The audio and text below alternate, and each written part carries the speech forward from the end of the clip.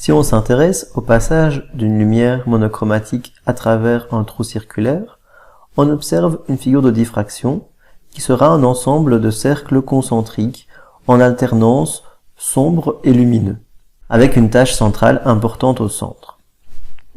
On peut montrer que le premier minimum, donc c'est-à-dire le cercle sombre qui limite la tache centrale, se produit lorsque θ est égal à 1,22 fois la longueur d'onde divisée par le diamètre du cercle du trou circulaire.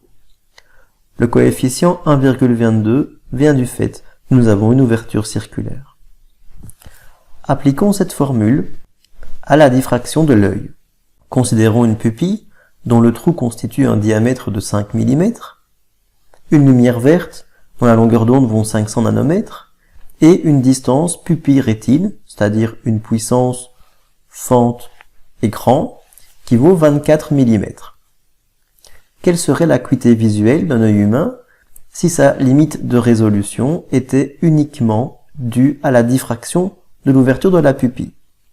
Eh bien, dans ce cas, l'angle critique serait égal à 1,22 fois la longueur d'onde 500 nanomètres, donc 500 10-9 mètres, divisé par le diamètre de la pupille, 5 mm, donc 5 fois 10-3 mètres. Si on effectue cette opération, on obtient 1,2 10-4 radians. Grâce à cet angle, on peut calculer l'acuité. L'acuité, c'est l'inverse de cet angle exprimé en minutes d'arc. Donc, c'est-à-dire 1 divisé par 1,2 10-4 fois 180 divisé par pi fois 60.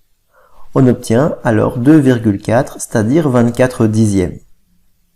Donc cela signifie que si notre œil était uniquement lié par la diffraction de notre pupille, nous aurions une acuité visuelle égale au double de l'acuité habituelle, qui est de 10 voire 12 sur 10. Si on considère maintenant une acuité visuelle réelle de 12 dixièmes, à quelle distance sur la rétine l'acuité visuelle réelle correspond-elle?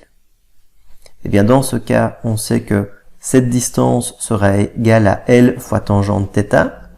On sait que cet angle critique est égal à 2,4 10-4 radians et que la distance entre la fente, qui est notre pupille, et la rétine vaut 24 mm, donc 0,024 mètres.